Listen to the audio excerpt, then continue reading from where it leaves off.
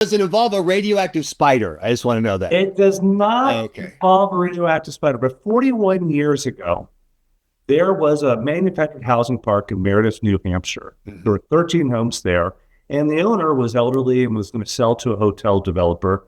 And so those 13 people who owned their homes, they didn't own the land underneath. We're going to have nowhere to go because a hotel was going to be built there. So we organized a cooperative, put them into a co-op, and they bought the park. And for 41 years, they've been running it themselves. This Up to Speed podcast is made possible by Legislative Solutions. Legislative Solutions knows New Hampshire's politics inside and out.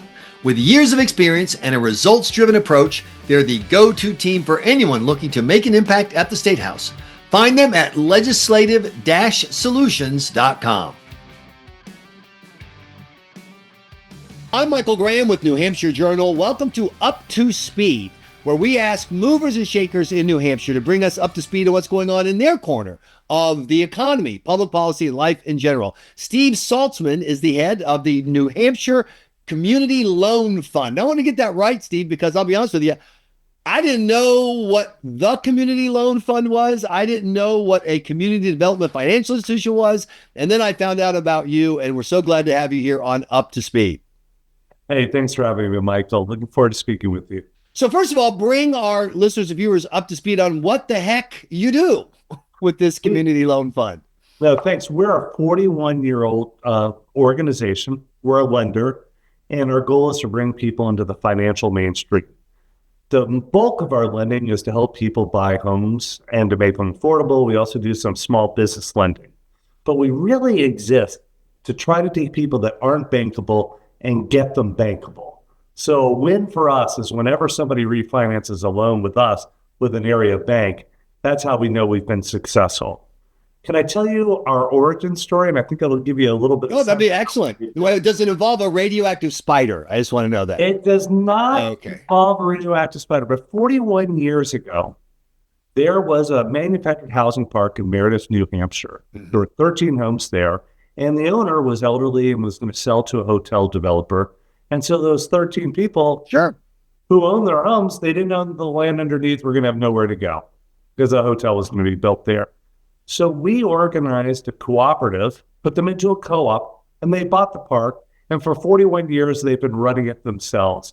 And the lot rent for them is very inexpensive. When you own a manufactured house, you own your home, but you don't own the land underneath, so it was never secure. Well, since then, we've organized 151 cooperatives in the state of New Hampshire. And it's become a model that's been copied across the country because it's considered the best affordable home ownership program that doesn't require any subsidy. And manufactured houses today are built to a super high standard. So if you think about, I don't know, that person who works in the fire department, or that person who's just graduating from college is trying to buy their starter home, this is how they get it. Or if you have an aging parent, it's single level living. It's affordable, and it's 30 yards from their neighbor. It really becomes an amenity. But about 20 years ago, we learned that people who, it was one thing to help people buy the parks. But we found that the mortgages for them were really difficult, that they were often being financed like jet skis. So for 20 years, we made what we think are the first 30-year fixed-rate mortgages for people to buy a manufactured house at a standard rate. And what's interesting is our average credit score is a 620, and our default rate is less than 2%. And actually this year, it's even less than 1%. And these are all people who are building financial stability and using that to build equity and going on to build a more prosperous life. We also do lots of small business lending. Well, let's stop there, and we'll get to the small business part, but you've given us a lot to work with. I want you to talk for a second about what it means to be bankable and what it does for New Hampshire's economy to get the unbanked, as I've heard them called, the people who are whatever. Well, you're going to explain who they are and then why it helps the overall economy to get them from the unbanked to the banked. It's a great question. I mean, there's a lot of people that could fall into that category, and they could be young. They could be someone who's had a medical collection. There are any number of reasons why people don't, but the whole idea is there's lots of private capital, and how do you leverage it? And how do we take advantage of it? Because, there's philosophically, our organization believes New Hampshire is better when we're a state of homeowners and a state of business owners, not a state of renters and a state of employees working for a corporation in some other state. That's just, we're philosophically, that's how we're oriented. So over the course of my lifetime, and this is going to sound really wonky, banks have gotten bigger through consolidation. Right. And they've gotten more profitable and they've gotten more efficient through consolidation. What that means is they'll say, we're going to make a loan to anybody, any project that has an 80% loan to value or lower. Or we're going to make a mortgage to anybody with a 640 credit score or higher. Right. Well, we make a loan to that person with a 639. Or we'll make a loan to that organization that has an 85% loan to value project. Mm-hmm. And it's not that the projects are incompetent or they're silly, it's just that they don't fit the parameters that the consolidation of banking requires. But, after someone's with us for a few years, we can get them into the financial mainstream and get them to refinance with a local bank. And every time one of our loans gets refinanced, we get to churn that money around and lend it to that school teacher's trying to buy their first home, or that senior that's downsizing and wants to buy a home. So we get to constantly circulate that money. And what's interesting about the Community Loan Fund, it's called the Community Loan Fund, our capital that we lend out to people comes from people like you. People like you lend us money, we pay you interest, or we re-lend it to somebody else. And at the rates that we pay have generally been really flat, and the rate we charge our borrowers are really flat. Mm-hmm. So while bank rates go up and down, we tend to be really, really steady. So more than 600 people in New Hampshire and foundations and whatnot and hospitals have lent us money that we re-lend to other people in New Hampshire. It's a whole little financial ecosystem. But the real strength that we have is our partnerships with all the area banks. A couple of years ago, when bank rates were really low, we made a real concerted effort to go out to all our co-ops and get them to refinance at local banks. Because whenever they did that, those resident-owned communities, those people who owned their manufactured housing parks, it dropped their lot rents. Mm-hmm. So our banking partners in New Hampshire really came to bat for us and did a great service for the more than 9,000 families living in these resident-owned communities across the state. Right. So I want to do you once again. You've given us a lot to work with. I want you to tell the story of someone that your bank chose to lend to that was what's the polite term? Untraditional, non-traditional lender. Someone either the project was kind of unusual or the part bar, so that people can kind of get a grasp of the difference between someone who just might get a loan, who might have some issues with their credit score, versus the people that you're trying to help. Yeah, there are so many examples. I'm going to give you some that I don't think fit the mental image that I think you have. Right. There was I won't mention them by name just for confidentiality. But there was a big housing developer in the state who had a project they were going to develop near the coast. As you might understand, permitting in the state can take a long time. Yes, it can. This is why Governor Aon is trying to do all this reform with the help of the legislature. Right. So in that period in which the project took to get permitted and was ready to go, the cost escalated. Mm-hmm. So we're talking about a $20 million project that suddenly had a $1 million gap. And remember, banks have their limit. Right. Well, this is a great project. New Hampshire needs housing. Sure. We believe in home ownership, but this is good rental housing. And we let that last $1 million to fill the gap. That's subordinate to the banks. So all those banks that were lined up to finance this project, the thing was stalled unless we could come in and do that last mile. Mm-hmm. Well, if you think about, the 200 people that now have extra housing units part of the state, to me, that's a super big win. And not just that, but the housing that they left to move into this new housing, they created more kind. That's the part of the housing stream that I don't think people get. It's not, they think it's like a cul-de-sac, and it's not. You got to keep the inventory moving because it creates new inventory. Exactly. No, exactly. I mean, we've also done lending to people to I talked to someone that you and I both know in common, and he was talking about a 22-year-old just graduated from college who's buying their first home. And he bought a manufactured house, the starter home of today. Sure. And in this 22-year-old, instead of paying rent, they're building equity. Sure. Absolutely. Okay, and they're doing it in a resident community without what rent is fixed. So they don't have that payroll. It's a new home, so it's energy efficient, so their utility bills aren't going to be crazy. It's a much better situation than you and I experienced when we were 22-year-olds. So you've used the phrase manufactured home several times. I grew up in rural South Carolina, so it is not an unfamiliar term to me. The number of my family members who live in mobile homes is it's not insignificant. And I also, because I moved to New England, 20 years ago, I know there's a lot of inbuilt prejudice that they hear a manufactured home, they think trailer park, they think tornado, that's just where they are.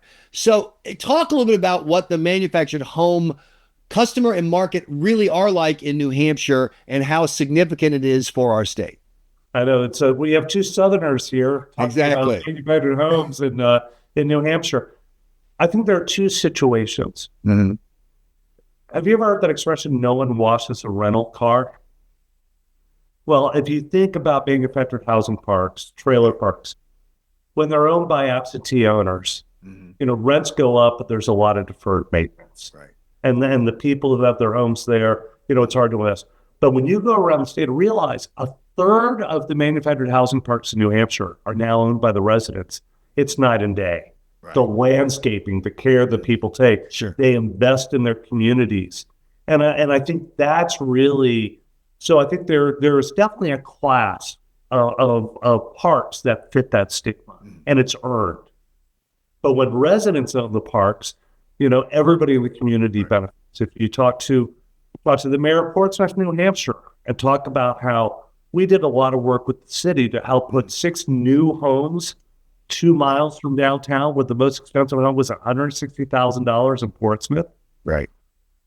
Pave the roads, work to get CDBG grants so that we could put in new water lines. Right. They create this essential housing stock that I think is really an amenity. So I think it is the manufactured housing you and I knew as young people growing up in the Deep South doesn't bear resemblance to the modern manufacturing techniques that you see today, where they're much more efficient, airtight, and built to a much higher standard. But I also assume that when you talk about bringing a group of the homes into a park or whatever, that there's an immediate backlash to their concerns in the cities or towns, what's going on here. I assume you have to help people process this information, yes? I would say this, across the state, now that you have 151 resident-owned communities, right? I think that's the difference. I think mayors and county people know that when the residents own the communities, the upkeep is really high. Remember, the people who live in these parks, these are people's aging parents. These are people's children. This is the person who's working in your fire department. This is the person who's working in that child care center. That, if you want employers to be able to retain their employees and not have them move, there's got to be a housing stock where people can start building financial wealth and create generational stability where they can age in place. There's definitely a role for low-income rental housing. Right. But philosophically, as I said before, we think when home ownership rates increase, you benefit. Every study we've ever seen says when home ownership rates rise, kids do better at school. Mm-hmm. Crime is less. Right. There are fewer divorces. There are all these indices of social health that improve for you and I, whether we're living in a manufactured home or not. Right. So I really do think it's the starter home of today. So now let me ask you about the other end of it, which is the people who are investing in you, the people where you get the money from, because you mentioned those people like me, and I hope it's not, because, I don't have a lot of money. I hope that there are some other larger players who are involved. And are there people who come to you out of a combination of business, they know they're going to get paid back, but also the kind of eleemosynary, the idea of the kind of people that you are helping are people we want to help too, so we want to do well while doing good? Yeah, that's a great question. I mean, the people who invest in us, I think our investments range from $1,000 to $5 million. Wow. And everybody's been repaid for 41 years. And when you think about these resident communities, not a single co-op has failed in the state of New Hampshire for years. That's amazing. So, I mean, it's a very stable investment. Sure. And I think what happens is the idea is that by the Community Loan Fund is that there were people of resources that cared about New Hampshire. And there were people in New Hampshire that needed access to capital so that they could start a business, buy a home, open a childcare center. But they didn't fit that box that a bank had. As banks consolidated and their credit boxes got tighter and more efficient. Well, that's how we work, is that we're the conduit between the people of resources and the people who need access to capital. And, we have such a diverse range of investors now, it constantly circulates. I would say we're not really a good fit for that person who's chasing the highest rate today and constantly switching. The people who invest with us tend to invest with us for decades, because the money just keeps accruing interest and it keeps getting circulated. I think it's fantastic when people donate to charities, but that's usually a one and done. Right. When people invest in the Community Loan Fund, that money keeps circulating. Not only does when one borrower refinances with a bank, do we get to lend it to another borrower, but the money keeps circulating within the state. We have a real local New Hampshire first sort of mentality about us. And that's really, if you think about what's really the underneath thesis of the organization, it's really neighbors helping neighbors. It's a very community-focused project. Well, I just want to give you credit for not having invoked the name of George Bailey at any point in this conversation. Thank you, because I absolutely hate that movie. But it's a long story. And I've never seen it. You've never seen It's a Wonderful Life? No, it's funny. I've never seen The Big Lebowski. I've not seen the Blues Brothers. Whoa. Now you're drifting out into the, I don't know that we can take you credibly anymore. But horribly deficient in my television. No, don't see It's a Wonderful. I don't see it. But the premise of the community lending and the community helps community and everyone benefits, we all see the pieces of that. At the same time, the government, whether it's federal or state, have tended to use their ability to regulate banking for what they consider desirable outcomes, either economic outcomes, social outcomes. I remember I was doing talk radio in Massachusetts during the 2008 crisis. And there was a small regional bank down in southeastern Massachusetts that had just months before the whole shebang, collapse, had gotten a letter basically saying, you're too solvent. All of your loans are coming in and your risk of loss is very low. And it's because you're not making enough high risk loans. Now, the risk, the issue wasn't the risk, the issue was rather demographic. So we have certain groups, income, race, etc. And your portfolio doesn't have enough of the people in this group. And therefore we want you to, now obviously that letter read very differently, after the stock market collapsed and Lehman collapsed and we had to dump trillions of US dollars into banks to keep them open.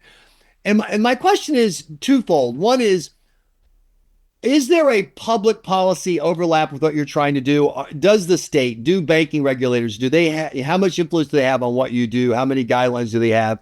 And secondly, do you think there is a natural place where your mission and the mission of public policymakers are likely to overlap just naturally, and where you see opportunities where they can help you do more through the way they treat you, how you're regulated, et cetera? Well, I'll answer the last question at the end. We'll just assume you're the genie is going to give me 3 wishes, and I'll tell you what I'd like. Well, he is. I think if you do community development work, it's slow and it's patient. And I think you have to stand apart from politics. And you've got to assume that you've got to do your thing whether there's government involvement or not. I just don't think it works. If your organization depends on the priorities of government, I think it's a losing proposition. Right. I mean, we have to rely on the people of New Hampshire. We have to rely on our banking partners, and create that ecosystem. And we have to do what we say. And I give this message whenever I talk to a new nonprofit leader is, funding streams change, but your values don't. What is the work you want to do? And politicians have different priorities, and I don't begrudge them that. The public policy question is a different one. We are regulated by the Department of Treasury. We also are rated by a rating agency called NERIS that investors can see. Right. And I think we're not required to do that, but I want our more than 600 investors to have 100% transparency about every single thing we're doing with every penny we receive. And I just don't think you're going to have enough daylight.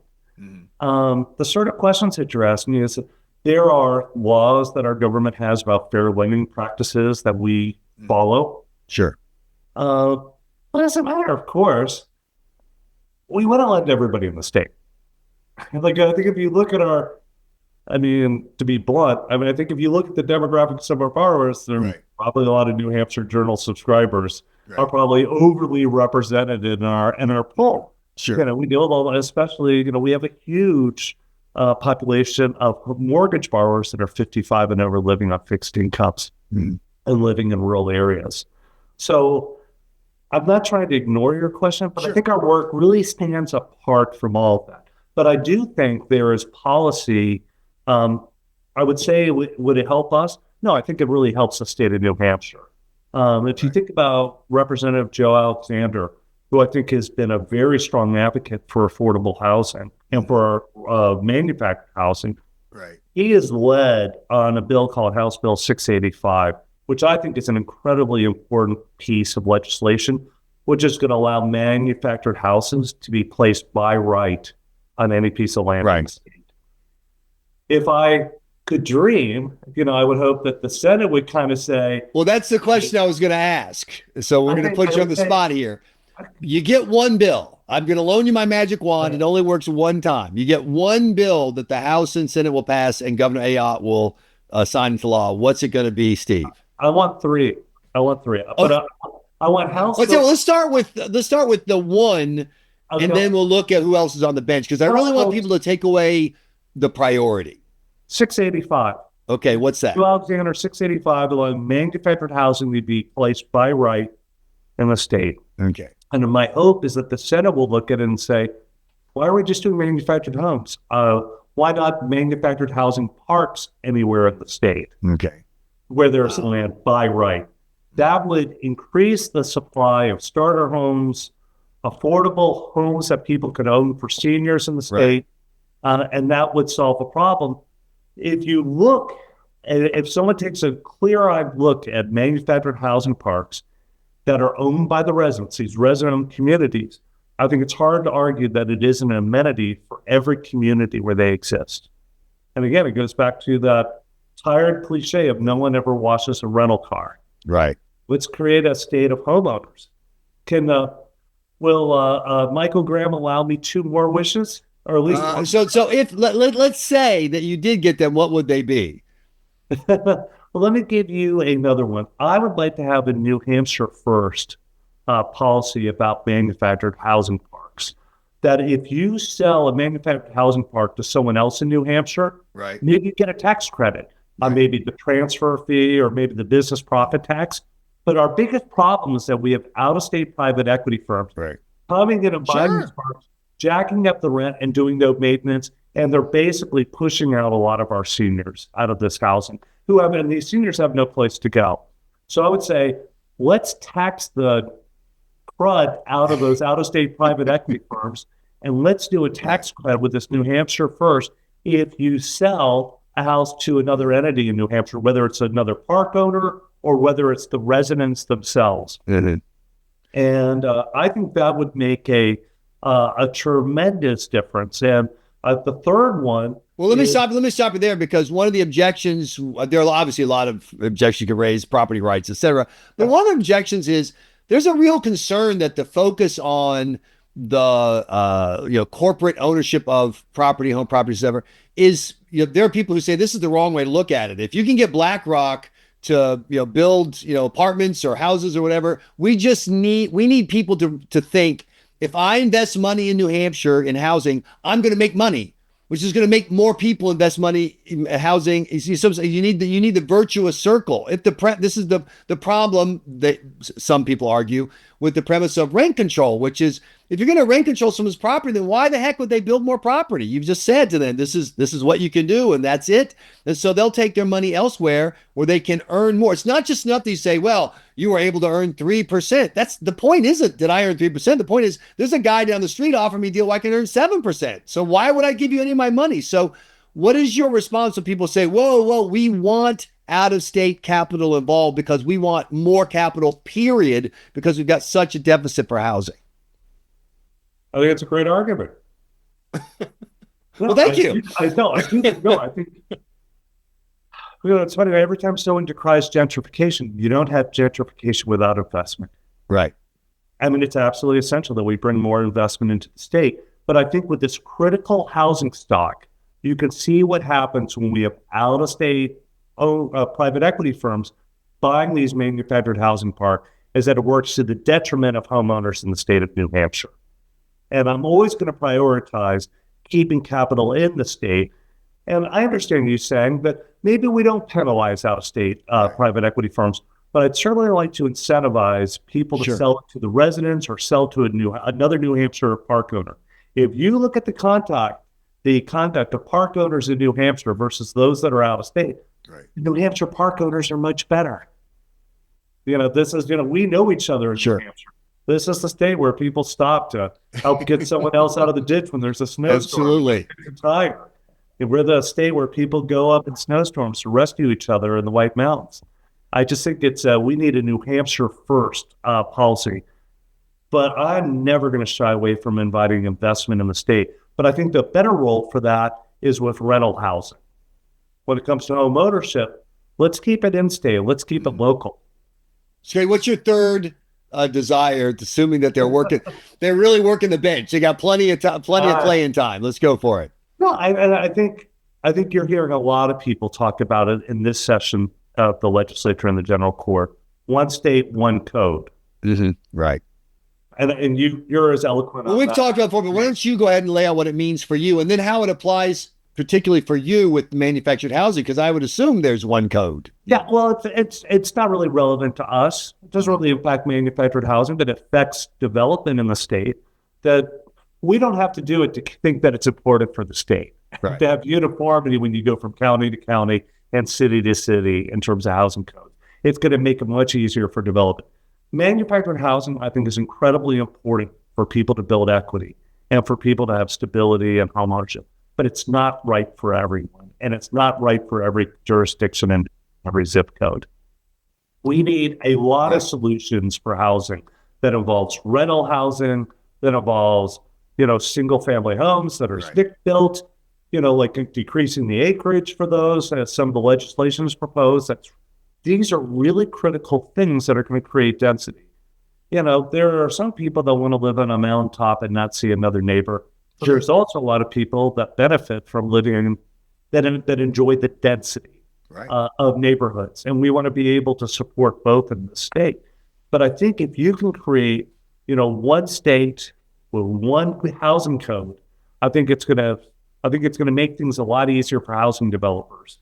And that really doesn't impact us as an organization, but I think it's good for the state.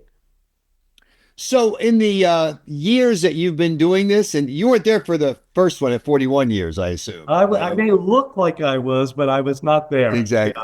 Yeah. What is one of the smartest things that you've had someone tell you about how New Hampshire really works? Is there a conversation you've had or a comment someone made that you find yourself going back to again and again?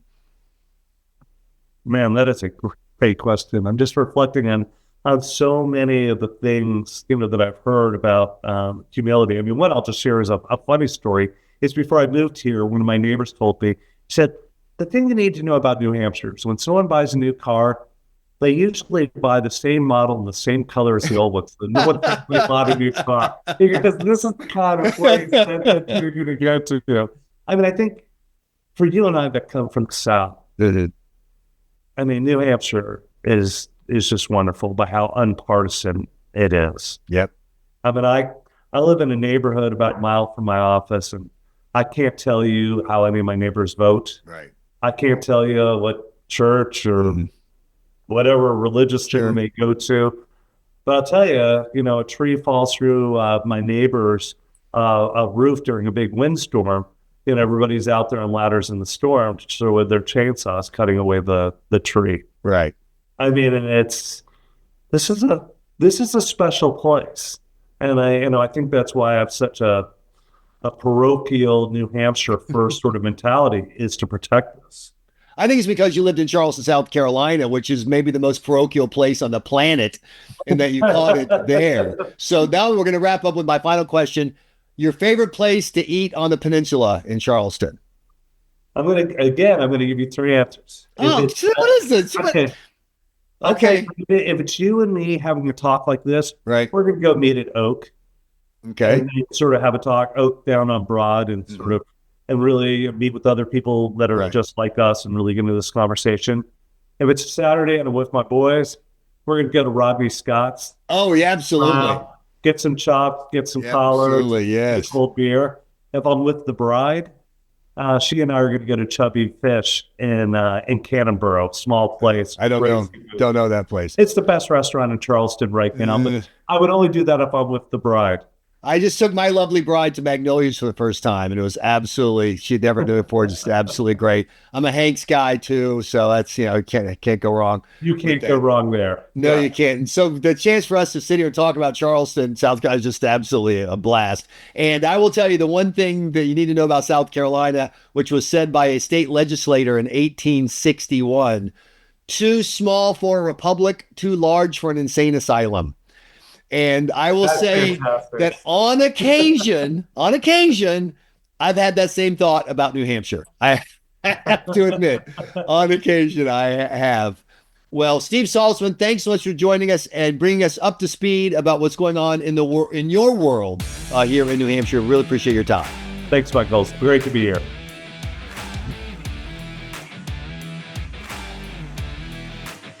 This Up to Speed podcast is made possible by Legislative Solutions. Legislative Solutions knows New Hampshire's politics inside and out. With years of experience and a results-driven approach, they're the go-to team for anyone looking to make an impact at the State House. Find them at legislative-solutions.com.